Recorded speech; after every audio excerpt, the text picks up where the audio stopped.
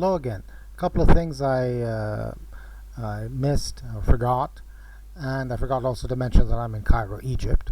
Sci-fi broadcast from Cairo, Egypt. Yeah, I was right. Sorry, I said mistakenly Nordic myth. It's actually a fairy tale, The Snow Queen by Hans Christian Andersen. And get this, the boy in it who has the cold heart, or gets the cold heart, is called Kay, which sounds a bit like, what's it? The elder brother, Quay.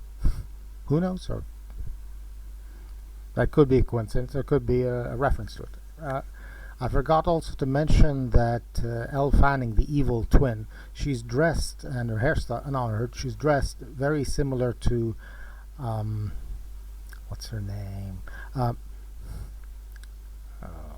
God, now I forgot.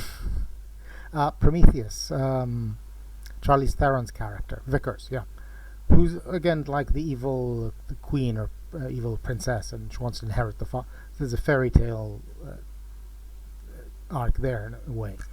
Yeah, Vickers' character. So this is partly, I mean, the movie is very consistent with the Alien franchise world, just like Alien Romulus.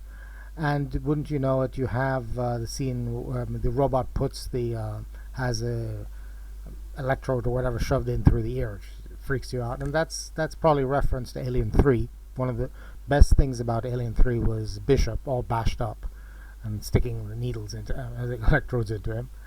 There's a lot of references, of course, to Aliens in it, the big powerlifter robot, which the evil Elle Fanning character uses at the end against the Predator and against the big creature. I was saying also that small creature, Bud, wanted doesn't want to be alone and wants to have somebody to look after him, and for him also to be part of something, missing his mother and left to fend for himself in the jungle to toughen him up, just like with the Predator, or just with Deck. The only things I would have added to the movie are a couple of little bits and pieces of exposition. You notice that Deck, or the Predators, they never blink, they never close their eyes. So, you could use that. I mean, it makes them look threatening, of course. Lizards can. There are some lizards who do have eyelids, others who don't. Are there lizards with eyelids, actually? I've forgotten now.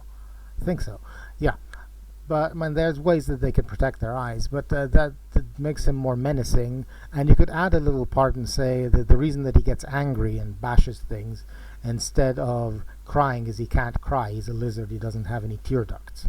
That would be a nice little twist that they could have added there. And of course, he comes back for Elle just like her sister came back for her, or thought that she was coming back for her. In reality, just wanted to use her. Well, he actually came back for real and changed. So again, it's the wonderfully heartwarming moral movie amidst all this gore and action and athletics and all these callbacks to the bits and pieces. The base for Weyland-Yutani on the planet, I think there's some callbacks there to the James Cameron movies. What were the Pandora movies? What were they called? Avatar, the Avatar movies. But I think also more to Alien Romulus, the planet that they're on where there's no sunlight, and the city, the set designs are great. There's supposed to be a callback to Aliens, but I felt that they were true to themselves, and you felt like you were watching Max Headroom, this dystopian, grim feel, corporate-controlled world.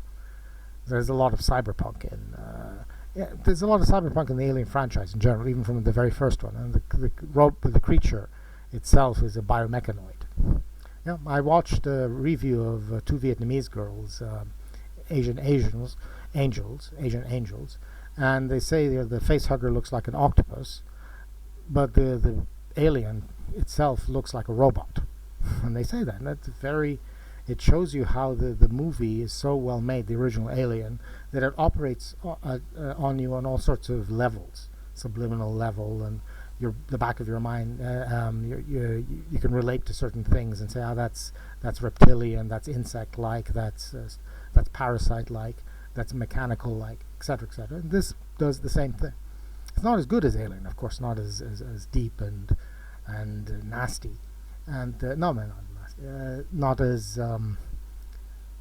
it doesn't attack your senses in the same way, the same subtle way, slow burn and building up. This is more immediate, but even so, it's a very intelligently put together movie.